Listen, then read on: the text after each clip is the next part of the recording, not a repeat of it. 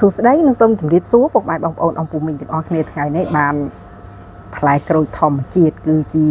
ប្រភេទក្រូចពោធិ៍សាត់យើងនេះឯងបេះដែលបេះនៅចំការរបស់អ្នកខ្ញុំផ្ទាល់តែម្ដងសប្តាហ៍ថ្ងៃនេះគឺថាផ្លែក្រូចគឺចាប់ដើមអស់ផ្លែហើយប៉ុន្តែដោយឡែកចំការនាងខ្ញុំគឺទៅតែបានទទួលផលទេជារៀងរាល់ឆ្នាំគឺតែងតែផ្លែក្រោយគេហើយឆ្នាំនេះគឺផ្លែមានសភាពផ្លែតូចអត់ផ្លែធំដូចជារាល់ឆ្នាំទេ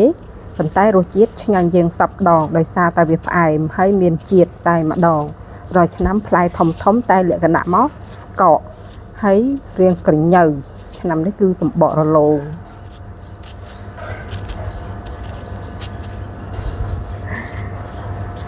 មានអីមកបង្ហាញទេពុកម៉ែបងប្អូនមានតែរបស់ធម្មជាតិដែលមាននៅចំការផ្ទាល់ភាគច្រើននាងខ្ញុំមិនសូវទិញរបស់ដែលនាំចូលទេពុកម៉ែបងប្អូនគឺនាងខ្ញុំចូលចិត្តញ៉ាំរបស់អ្វីដែលជាធម្មជាតិដាំដោយកសិករខ្មែរយើងឬក៏ជាប្រភេទបន្លែផ្លែឈើដែលដាំដោយផ្ទាល់ខ្លួនឯង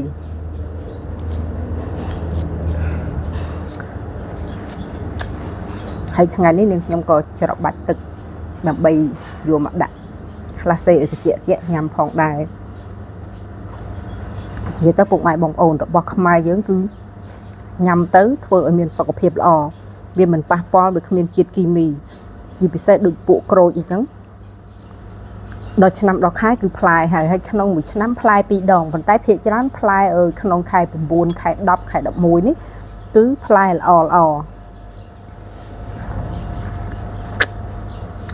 បើខែប្រាំងអត់សូវផ្អែមឆ្ងាញ់ទេពុកម៉ែបងប្អូនវាមានសភាពខ្វះទឹក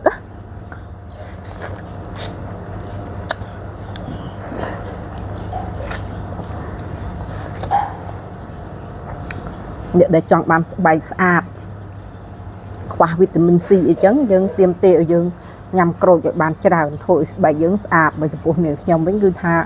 ធម្មជាតិសុទ្ធ 100% មិនចេះលាបឡេមិនចេះអីទេពុកម៉ែបងប្អូន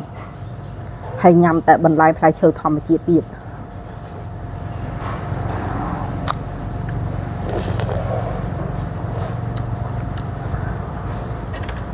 ចំពោះមួយរយៈនេះគឺសុខភាពរបស់នាងខ្ញុំគឺល្អ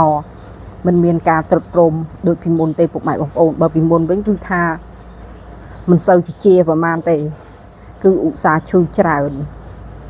ហើយភាគច្រើននាងខ្ញុំញ៉ាំតែរបស់ដូចជាគ្រឿងបុកគ្រឿងផ្អាប់អីចឹងមួយរយៈនេះគឺនាងខ្ញុំមកងាក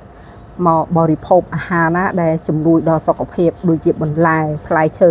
ឲ្យបានច្រើនដល់ពេលអញ្ចឹងទៅហើយណាមួយសភាពផ្លូវចិត្តរបស់នាងខ្ញុំគឺល្អស្អាតជាងមុនដោយសារតែនាងខ្ញុំចែករំលែកតែ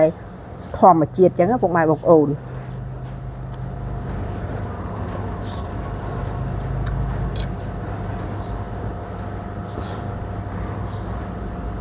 និយាយទៅបើបានទឹកផ្លែឈើស្រស់មកព្រឹកញ៉ាំបានមួយកែវជារៀងរាល់ព្រឹកងយសុខភាពនឹងថាល្អអស់ឯកប៉ុណ្ណាទេពុកម៉ែបងប្អូនហើយចំពោះវីដេអូនេះគឺមានតែប៉ុណ្្នឹងទេបងប្អូន